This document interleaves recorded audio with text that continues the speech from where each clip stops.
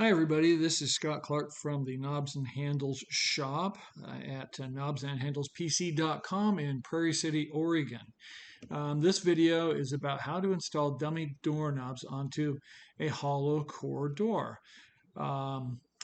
Subtitle of this is The Secret of the Lock Block. So we're going to discuss what a lock block is and where it is and how it changes your life. Alrighty, this next slide is a cross-section of a hollow core door. The outside has these stiles and rails, which are basically the frame to the door. Inside is a core of cellular cardboard stuff. There's a face material, which could be whatever kind of wood and stuff on the outside. And the lock block, if you see that white thing about in the middle there, that is a piece of wood that is installed in there to be able to mount hardware to. This shows two lock blocks if you look at them. Some doors will have two, most will have one. And you'll be able to look at the top of the door if it's a new one, and you'll see a marking on there that says lock on that side or both sides. Or look at the information from your manufacturer. All right, this is what we're going to be looking at during our video. It's an install of a antique dummy doorknob, one of ours, and it has some pieces of paper on it that'll show some measurements and stuff. You might get a piece of paper so you can write things down. All right, thank you, and get ready.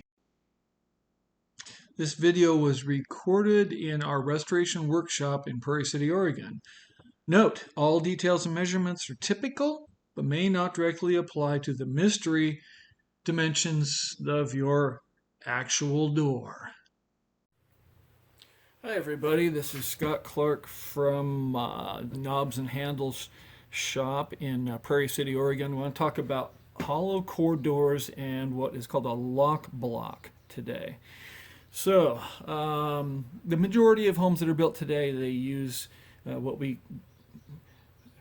some people call cheapo doors. They're a lightweight, they're a tough door, but that can take a big hit or something. Not a solid core door, they're a lightweight hollow core door. So what that means is that the door has an inner frame, and that frame is about an inch thick, and it goes all the way around the door. And then on the body of the door, well, the face of it, you have your veneer, which is a 1/8 inch thick wood, right? With whatever covering is on it, or painted, or whatever, molded surface, whatever there is. And then there's actually a kind of a hexagon cardboard inside of it, and that's what makes it sturdy and makes it hollow. But it's a challenge to put mount-faced hardware onto the door. And so what most people don't realize is there's a thing called a lock block that's built inside of a hollow core door, and that's where your lock pieces get mounted onto it. Now, this particular door is what's called a 6/8. So it's 6 feet 8 inches tall from bottom to top, which is 80 inches. The center, if it's pre-drilled, which most of them come pre-drilled nowadays, that means that it has a lock hole in it here for the latch, and it has a hole that's 2 1/8 inches wide put in all the way through the door. And that's where the knob assemblies are attached all together, and that's what moves the latch. That basically, it's 36 inches from the floor. The center of that hole to the bottom of the door is 36 inches. So it might be actually 37 from the floor. So it's 36 inch up on the door, 44 inches down. Now, if this is a 7/0 door, 7 foot, or an 8/0 door, 8 foot, this number is going to go up because you have more space up above the hole, right? But that hole should be at 36 inches. That is standard. All right. So what the block is the block is typically, now I want to say this very clearly, manufacturers do vary, right? There's a typical that we see and that we've experienced out there, but somebody could do something different, and I can't be responsible for that, so I'm just letting you know. But typically, that block of wood is 16 inches tall inside of here, right?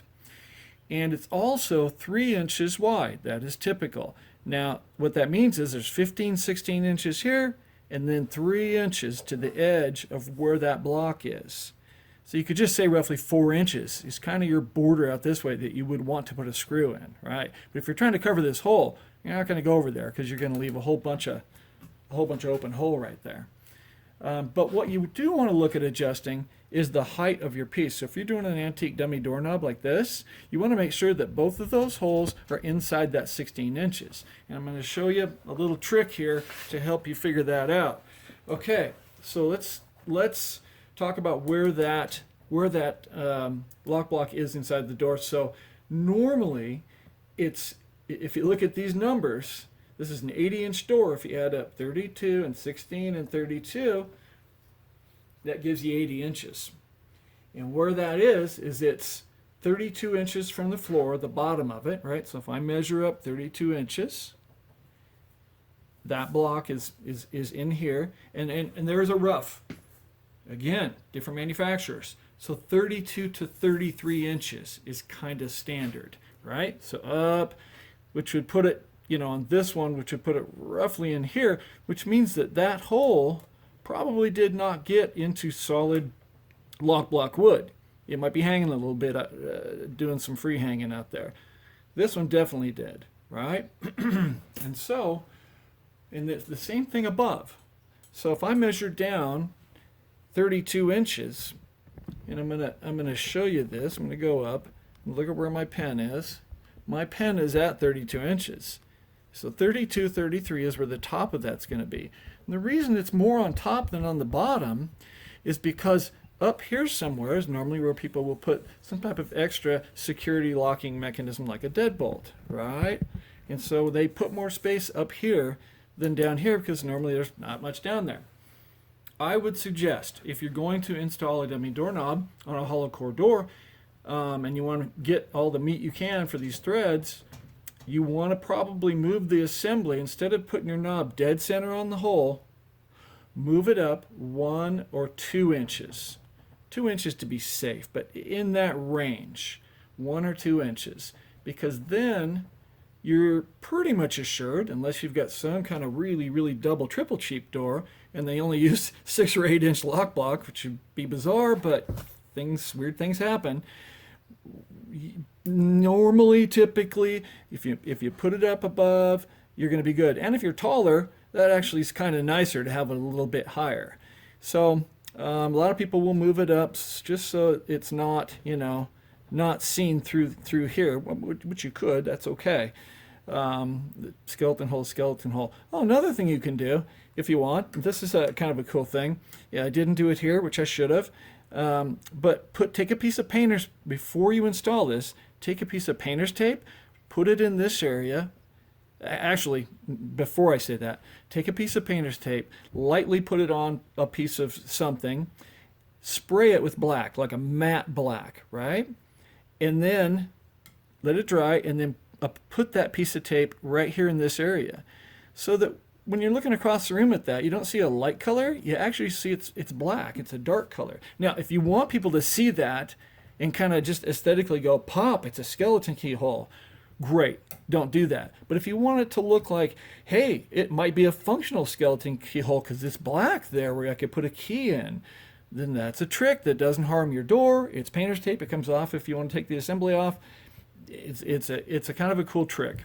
So the lock block is 4 inches over and it's 16 inches tall, which is going to put it from again, it's going to put it from up here, and it's going to run all the way down to, roughly in here.